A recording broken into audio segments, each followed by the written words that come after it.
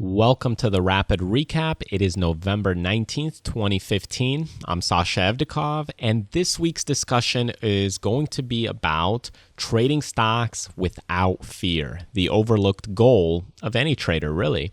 So in this week's recap, we're really going to tackle fear, and I'm really finding that these recaps are transforming more into lessons rather than recaps of the market. And that's one of the things I wanted to announce today, and just a few other announcements, is that really going back and looking at the recaps that we've done over the last couple of years, is that many of the recaps that we used to do was more on stock picks. But what I found was that, there's so many stock picks out there, so many stock pickers out there, and that my goal for you, especially with these recaps, is really to take your trading to that next level, is really for you to just get better, to just improve, to continue moving forward, to evolve yourself and become better.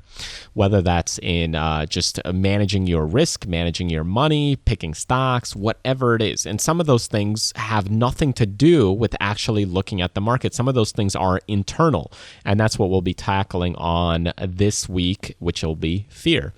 Now, because of this and because of what I've discovered and found, we're really going to focus a lot more throughout these recaps in the future, more about lessons. And some of this had to do with my own personal awareness of what's going on and what's happening, in part to the recaps. It had to be the awareness in part of what's going on with the podcast that we were creating. Now, the podcast, for those of you that were waiting for it, is actually now live. So bravo, congratulations, and I guess welcome to the podcast world. So for those of you that were waiting for the podcast and wanted it on podcast format, your recaps on the podcast format, it is now live. So you can go to the iTunes and search for Let's Talk Stocks with Sasha Evdokov. And in that podcast, you can go ahead and get all the recaps that we've made in the past. Now, not all of them are up right now. We're releasing one every single day for the next few weeks, and then we should be caught up probably by mid-December to the current time frame. Now, the beauty behind this is that we're able to go back and look at what are the recaps that had some popularity, what are the recaps that weren't very popular. And one thing I did notice was some of the great recaps, so the wonderful recaps that I did in the past that were private, they may only have 200 or 300 views by people on YouTube. But now the newer recaps, still have fantastic content, of course. They have maybe 2,000 or 3,000 views within a couple of weeks, or, within a month, they have a lot more views. But because those other YouTube recaps were private, they were only sent out to the newsletter members, what I'm actually going to do is release those on the iTunes podcast. So those of you that missed out on some of the private recaps, or those of you that are not on the newsletter list, you'll be able to get those on the podcast website or podcast subscription, iTunes, whatever it is that you do on iTunes. You're going to be able to get it there in the audio format. So that way, if you're going to work, you're driving, if you're going on a subway, whatever it is that you're doing, you'll be able to download those podcasts and listen to them in your spare time, free time, or as you're traveling on an airplane to go to your vacation. You'll be able to get some more knowledge, insight, and wisdom for the future. So with that in mind, really my goal, to summarize, is the podcast is launched, and we're really converting these rapid recaps. It'll take about a month and a half or about a month to get all of them up. So within a month, you'll probably see this recap on there, and we're really going to name the podcast Let's Talk Stocks with Sasha Evdokov, unless there's a better name that we come up with. But for the meantime, let's use that. And chances are we'll probably rename the rapid recaps as well to Let's Talk Stocks, just so that they're all in sync and in alignment. There won't be separate content for podcast and separate content for YouTube. It'll be the same, but it'll just allow you to get it in another format. Now, one thing that I would appreciate, and probably other viewers as well, or listeners, is that if you're in the podcast world, if you listen to other podcasts, I would definitely appreciate a rating or review on the podcast. Supposedly, from what my advisor told me on one of my helpers who helped me get the podcast going. What they said was that, it helps to have more reviews on your podcast, just get listeners and get people downloading your podcast. So that way, other people can discover the podcast. So if you do listen to other podcasts, other traders that are listening to other trading podcasts, other mediums, then by all means, it would probably help them out as well for you to post a little review and just say a few words of what you think about these recaps that we do. And that way they can also discover us. And when they discover my content, my material, and what we have to offer, then it just only benefits you as well, because it allows me to create more content, more material as we have a bigger audience. It just makes things a lot easier, and it allows me to have more people on my team to take care of some of the other little nitty-gritty things that I still have to do, like uploading some files, converting some files, and things like that. So in either case, podcast's ready to go. Rapid recaps are still going to be there, and we're going to release some premium old rapid recaps in the podcast, so check those out. Those are not available on YouTube unless you have the private link and you were a member on Aweber and the newsletter from months and years ago. So we'll release those on the podcast here shortly within the next few weeks, and then this podcast or this recap that we're doing right now will be live on the iTunes as we catch up with all the episodes in sync. That way they're sequential and in order all together. So moving on into this week's lesson of Let's Talk Stocks, or the rapid recap. My goal this week is really to hone in and focus on fear. And I think it's really important to discuss and talk about fear, because it's one of the drivers and one of the most important things that makes our trading decisions. And in order for us to make healthy trading decisions, we really need to essentially trade without fear. And one of the ways that I found to be able to do this is just personal self-awareness.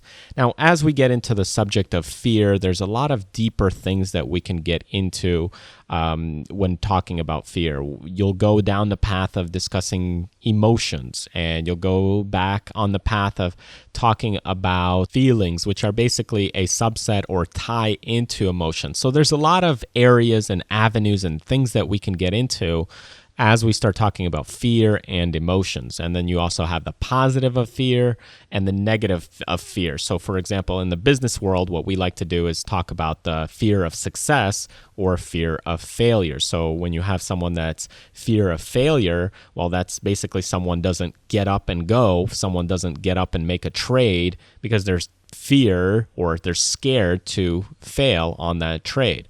Or fear of success, then they're unsure of where they would be in the future. If this does work out, then am I going to lose my friends? I mean, if I'm a multimillionaire, if I'm successful, am I going to lose some of the friends that I currently have? Are my activities going to be different? It's the changes really that happen. Now, when we get into emotions and studying a lot of business topics, psychology topics, as I've been doing and reading a lot of books over the last decade, I've really looked at emotions. And, one of the things that I picked up from reading all these different books is that emotions are more like a channel. And similar to how we have stock channels, just like here we are looking at Nike, and you can see that we're moving in a channel, emotions are also tied into channels such as this one. And you can see that in this channel, what we are basically doing is we're hitting some highs, and then we'll also come back and we'll hit some lows in that channel. So we're hitting different levels, different peaks, and different points. And you, as a human, also hit these highs and lows as you go through your day-to-day, as you go through trades, and as you move through your trading path. Now, before we get into hitting these highs and lows, I do want to bring awareness to you that, when you trade with emotions, it's not necessarily a unhealthy thing. It's potentially bad for your trading account, but you need to be aware of what state of emotions you are in. See, emotions really, or the fear aspect, was there and designed to protect us. So back in the old days when the wheel was discovered and cavemen and everything else, everybody was making little fires to cook their meals and dinners on, then at that point, this is where the fear was actually a protection mechanism for us being human beings. So if, for example, we were sleeping in the night and a bear would come out from the forest, then the fear aspect would kick in, and this was our amygdala, which turned on, and this would turn on your fight or flight mechanism. So it would actually gear you and move you towards safety. So this amygdala works in multiple ways in the current or modern world. Now, in today's world, chances are you're not out camping with the bears, but if you are, this is what happens. If a bear shows up, that amygdala creates a rapid fire and you're in a dangerous situation. Now you either fight or flight. You either fight with the bear or you run like crazy, or you do what you were trained to do, maybe stop and pretend to play dead. Now, in either case, long story short, the thing that happens in the modern world with this amygdala is you get different situations that come up. Now, in the modern world, we typically have things more like burglaries. We have terrorist attacks. We have, situations like car accidents. And this amygdala starts to create this rapid fire. So if a burglar shows up and you're sleeping in your bed and in your house, now you have a fight or flight mechanism that goes into overdrive. Now, let's say a burglar did walk into your house and, woke you up, and now you have something available to you, meaning you have opportunity situations comes up, you're able to react or do something. Now, your reaction to the situation could be a variation of a few different things. Now, one of the first things, it could be just simply your past experience. Your past experience could determine what you do. If you've been in those kinds of situations, you may decide to fight rather than flight or run away or just stand still. So your past experience has something to do with your potential reaction or what you do and how you control that amygdala. The second thing that may happen is your own personal self, your own personal awareness. So if you're in the upper channel feeling a little bit more high value, if you're feeling a little bit more rambunctious from your amygdala rapid firing, if you got the adrenaline going and kicking off, so if you're in a higher state, you may feel more confident. And when you feel more confident, now you say, hey, I'm going to take this guy on. And now I'm going to say, hey, I can take care of myself. I'm going to do it. I don't care what's going to happen to me, but I'm going to take care of the situation. So that's the fighting situation. And if you're in your lower self, you would probably be, I'm going to run away, or I don't feel good. I'm just going to do exactly what they say. So that would be you in the lower channel or lower part of yourself. So really, environment, and then you also have your higher and lower self, depending on your own situation, is where these variations can come from. Now, for us, our main thing that we want to focus on is the fear. And where does really that come from? And if we're talking about this channel right here of Nike, you can see we're hitting the highs and lows in the stock. Even though we're trending higher, you still are in the channel. Now, the important part to remember and understand about your amygdala or your safety mechanism that happens within your human body is we're constantly scanning for things in our environment. We're constantly scanning for things for protection. Women, when they're looking for a mate and when they're looking for someone to be with, typically they're looking for safety. They're looking for safety in various ways. This could be safety in terms of a physical safety. It could be in terms of a psychological safety, but they're looking for a comfort level. I mean, we all want to be comfortable around our friends, our family. We're looking for that safety mechanism and safety net.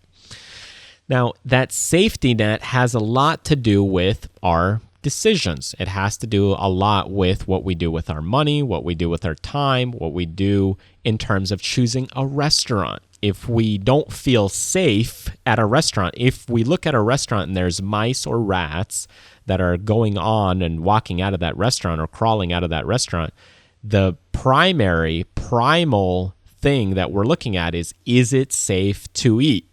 Now, we could make a decision, or we could say that, this restaurant has great ambience. It has a waterfall. It's got a great seating place. There's romantic fireplace. There's a lot of great other aspects and great food there. But the main important thing is, am I scared to eat there? This is our utmost basic human fundamental reason when it comes to fear. It is our utmost base level when it comes to, going out to that next step into eating into a restaurant. Is it safe for me to eat there? And I know it may seem trivial that there's a lot of places out there to eat, but really that's what it comes down to. And we're constantly scanning our environment for this. And in the market, what's fascinating is that this is also what happens.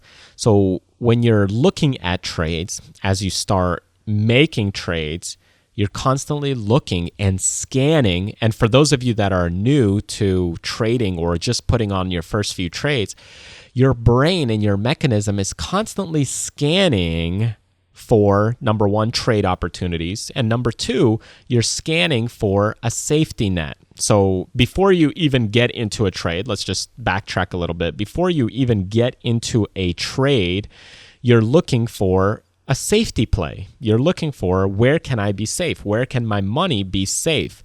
And then the next step, or the next question you're asking, is, where can I capitalize the most? Where can I gain the most from the trade? So at your base level, you're looking for safety.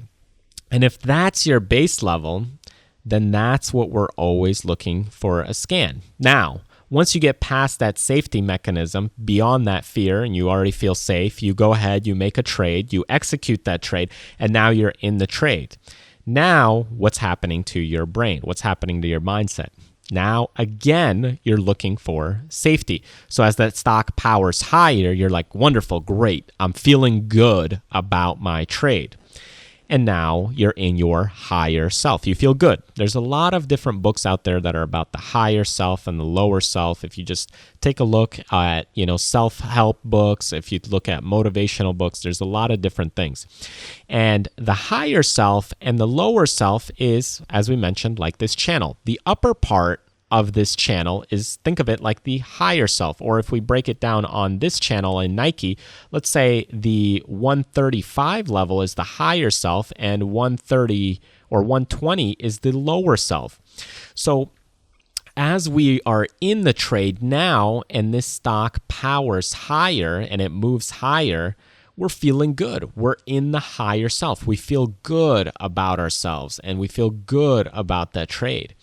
So now, anytime that stock pulls back, even just slightly, now we start getting a little bit of fear in us. We say, okay, well, how low can it go? Oh my goodness, is it going to be really low?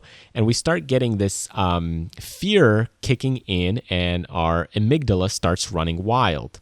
And now we have that fight or flight mechanism, or basically stay or run away and get out of the trade. So what happens is when stocks start selling off, many people's amygdala starts kicking in and rapid firing. So for those of you that have been trading for a little while and have entered trades, but then what happens is you're selling that stock as it's moving lower. So basically, let's say you get into the trade, you make a little bit of profit, meaning you're up in the trade, but you didn't sell it. You didn't sell half, you didn't sell a third, you didn't take some profits into strength. So now that stock starts pulling back. And even though you got into this stock, let's take Nike here as an example. We have 120 to the 135 level. So let's say you got into the trade at 127, right here. You got into the trade at 125, 127 right there. You got into the trade. That stock continues to move higher. You have a little bit of profits, but you didn't take some profits off the table. You didn't sell some shares into strength. So now that stock starts pulling back and you start getting a little worried and fear starts kicking in. And now that stock continues to sell more and the selling continues to accelerate. And now you're down to 124 or 122 and you're saying, well, now I have a gap over here at 119 and 116 price level. So this stock can actually get into that gap and fill, and you decide to sell it at 122, 123, even though your entry price was 127. And the reason this happens is because that amygdala was rapid firing. It was scanning the environment for protection. This is your natural human instinct to protect yourself. So if you're the kind of person that, is being aware of this and this is happening to you, meaning you get into the trades, you're in the right trades, but then you get into a losing situation, you're constantly losing, it is because your amygdala or your natural human behavior is dominating your trade. Think about that for a minute. That was profound what I said. If you're in the trade and you were up on that trade and then later you turned it into a losing trade, it is because fear is stronger than the positive emotion of a capital gain. And that is why stocks sell off much faster than they climb higher. Because if I tell someone, hey, invest in Apple, invest in Nike, invest in Google, it takes time. They say, oh, okay, next week. Okay, next week. And this momentum takes time to build. However, if I tell them the world is going to end next week, they build themselves a bunker. Okay, they go get themselves a gun, they go get some protection, they go do whatever it is they need to do to protect themselves because the world is going to end. Because fear is a much more critical driver than positive gains in the market. So what's important in this topic or conversation? What's important from watching these stocks? So as you start looking at your personal self, what's important to recognize is that you're constantly scanning for dangerous situations in the market, whether you're in the trade or before you even get into the trade, whether you think about it or not. This is a natural human instinct. You cannot change it. So don't think that Sasha is messing with me right now. It is actually true. And the emotions that you project, the emotions that you telegraph into the market is in fact going to it's going to make changes to your trades. So if you're trading in a higher self, if you're happy, if you're feeling good, if you're feeling fantastic about yourself, you might be patient because you're feeling good. Hey, I just worked out. I feel good. I got a girlfriend. Hey, I'm ready and I'm just waiting for the right opportunity to get into the stock. When that stock breaks that 127 level and Nike breaking 128, boom, I got in right there. I'm feeling good. So now my emotions are great and I'm making good trading decisions. But if you were in a lower self, if you were feeling bad about yourself, if you're not feeling good about yourself, if you're, feel uncomfortable, if you feel weak, if your best friend just told you, that you upset them, and there's a lot of mental, it's called a mental stress or mental clutter. What you want to do is clear that mental desk. And if you're feeling like there's a lot of clutter on your mental desk, then what you want to do is really get rid of that mental clutter. And the quicker you can do that, the better off you'll be in making your trading decisions. So if you're feeling in your lower self, then what you want to do is stay away from trading or making trading decisions. So here would be our lower self, Nike at 120. This would be our lower self right here. And our higher self would be at 135. So let's just use that as a gauge. And sometimes we feel bad. So at this point, we shouldn't be making trading decisions. Other times we feel normal and content. And this is a good time to make some trades, potentially, depending on how aware you are of your feelings. And other times we feel really good.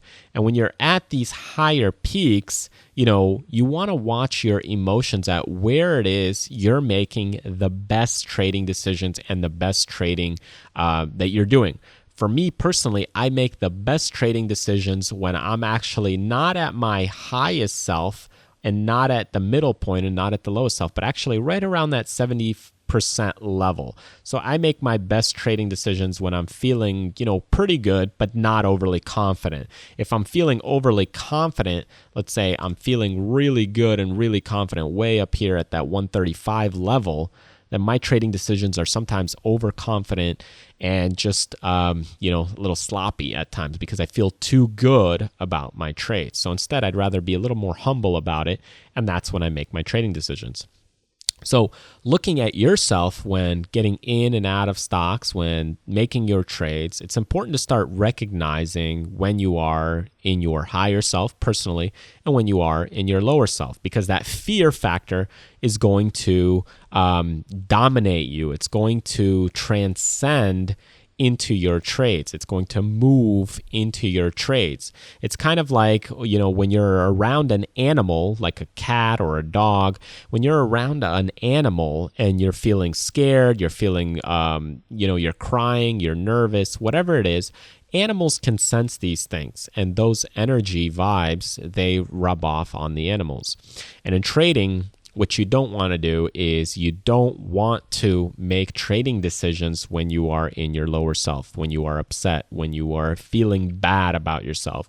What you want to do is wait until you're in that mid-level to a higher level, feeling good, confident, but not overly cocky, and make appropriate decisions for the trade logically and rationally. Because if you make the wrong decisions and you don't properly have a trading plan, you don't have a trading system, that amygdala is going to start kicking in, especially once that stock starts pulling back just slightly. Because even when that stock starts climbing up to here, to 134, 133, to these higher levels, and the stock just starts slightly pulling back to this level, why do you think that there was so much sell-off here on this bar that was about a few points rather than, a few 1 or 2 points earlier? Why is it that it happens that bar accelerates so much quicker to the downside, and then these further bars continue to accelerate faster and faster? They just start to roll over very quickly. Why does that happen? Well, it happens because of the fear, because of the mental brain that kicks in, and all these neurons start firing off, and they force other traders to sell because the fear factor is much stronger than the positive reward factor, because we're always, as humans, looking for that safety net. We're always looking for something to be safe in. So for those of you looking for trades, having trouble getting in the right trades, the right stocks, you're getting in at appropriate times, and you had a light profit, but then you're selling with a losing position, or you're not making any money, a lot of that has to do with, in part, fear. You're just not ready there yet, but you'll get there. It takes a little bit of time, it takes a little bit of awareness, understanding how these things play out, and it's one of the overlooked things. And I say it's one of the overlooked things because most people focus on shiny objects. They focus on technical analysis. They focus on, squiggly wiggly things that, can give them a direct, precise entry point for the stock. But unfortunately, the plan, the risk management, the money management that goes along with that, there's a lot more to it than just having buy and sell points or alerts that happen. It's one of the reasons why I don't personally run an alert system. Instead, I run a charting service that helps people learn a little more about technical analysis, and you need to do your own due diligence to learn more about those charts and learn about your own risk to reward strategy, but it's there to help you looking at charts in different ways, or condensing your time scanning for charts. It is because I want you to get better. I want you to continue to increase your education level, so that way you're not dependent on alerts. So that way you don't need to worry about these buy and sell signals or alerts working and not working, or text message not getting through, or something isn't posted on the website. Instead, you have your own plan.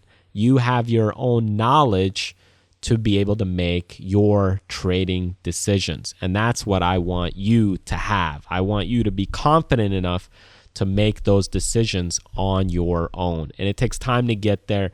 It takes energy to get there. It takes a lot of practice time, a lot of study time, but you got to do the work and you got to do the homework. So with that in mind, focus on your higher self and your lower self and start recognizing it. You should be able to recognize it in day-to-day life. That means with your friends. When are you feeling more angry? When are you feeling more sad? And once you're aware of this, okay, today I'm feeling a little sad. And if you're feeling a little bit sad, then pop yourself out of that lower self or figure out a way to get out of that, whether that's exercising, which is a way to boost that morale, or doing something a little bit different, reading a book, changing something else, which there's a lot of other topics that we can get into as we start converting the lower self to the higher self.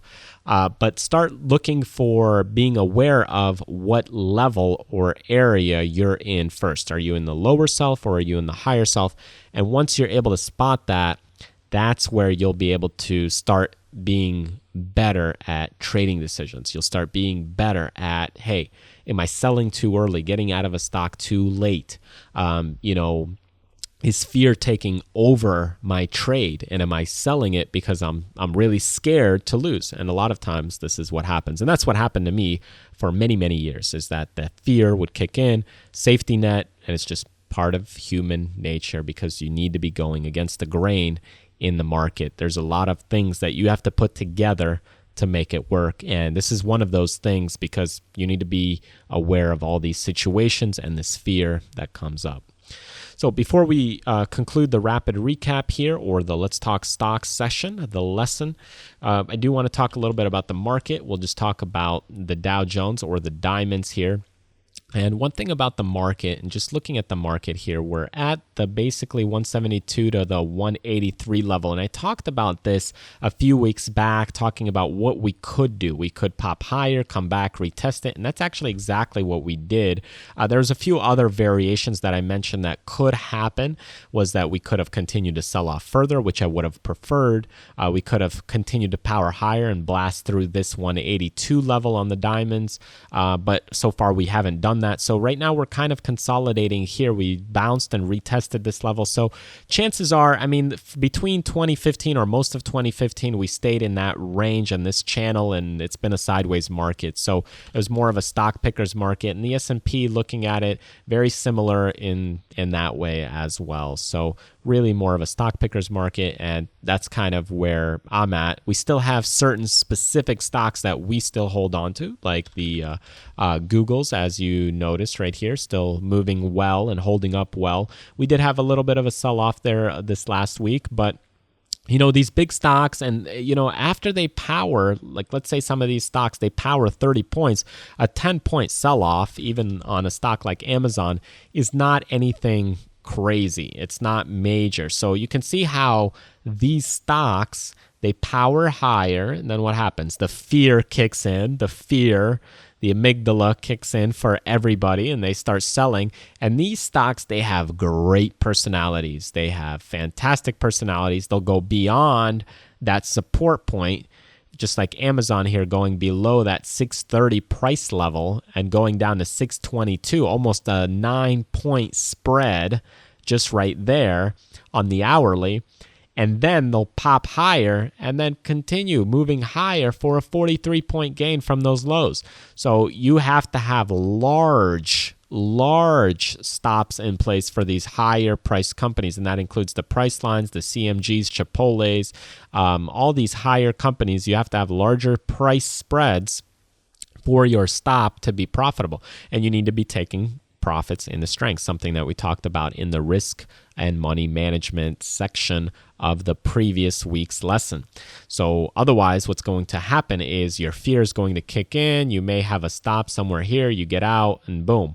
But if you sold 80% of your position, let's say you got in it right here, you sold 80% of your position over here, and you let the rest ride and it's sold off, then you can let it come back. Maybe it bounced and boom, you're back to where you were. Again, it depends on your plan, depends on your strategy and a lot of other factors, but look at what happens when fear kicks in and what happens when fear starts taking over. There's just all a bunch of red bars, whereas here you get a mix. Green, red, green, red, green, red.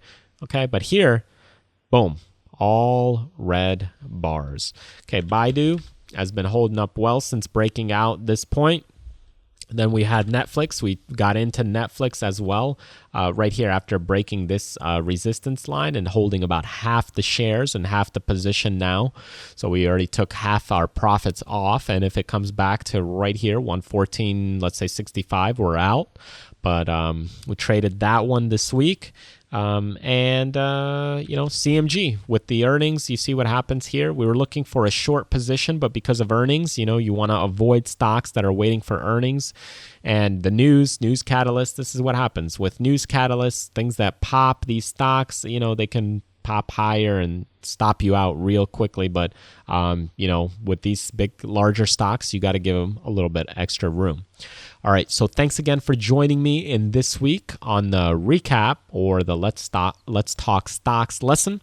And like I said, we'll be focusing a lot more on lesson specific, on chats, on more about learning from the charts. We'll apply both the charts, visuals, as well as just lessons in general to educate you rather than talking about news about oil, talking about news about gold, because that only lasts for a week. But if you can get better, if you can trade better, if you can learn to become a better investor, spot things better, whether that's becoming a better technical analyst, whether that's becoming a better money manager just of your own personal account. And if you just make an extra $1,000 a month from trading, that's an extra $12,000 a year. That really can change a lot of people's lives. And I remember back in the day when I didn't even make $10,000, $12,000 a year. I was still living and we were eating ramen and hot dogs and all these kinds of things, but it takes time, but if you can make those changes, you'll grow. And then you get to the next step and the next step and you continue to grow. And once you get to a comfortable level, then, you can choose to do what you want to do. And with that being said, thanks again for joining me. Thanks for sticking around for the lesson. If you want to get the podcast, go ahead, subscribe to the podcast, do a review if you would, and put your little tidbits and comments in there. It would be helpful not only to me, but other viewers and other people that are looking to increase their knowledge and education. It would help them out as well to discover the channel and discover the insights that we share on the channel. Just be prepared that we'll have some really new and exciting episodes for those of you that haven't watched some of those private episodes on the podcast as well. I hope you have a great Thanksgiving ahead. We may or may not do a lesson next week, and that really just depends on the holidays. If I can pre-record it, which would be the beauty of, focusing on more lesson specific, if I can pre-record it, then, by all means, we'll have a podcast, we'll have a lesson, and you'll get a lot more knowledge coming in and improving your game. But if not, then I'll see you the week after, and I wish you and your family a great holiday, a happy Thanksgiving, and a wonderful time. Thanks again, and remember to do what you love, contribute to others, but most importantly, live life abundantly. I'll see you next time.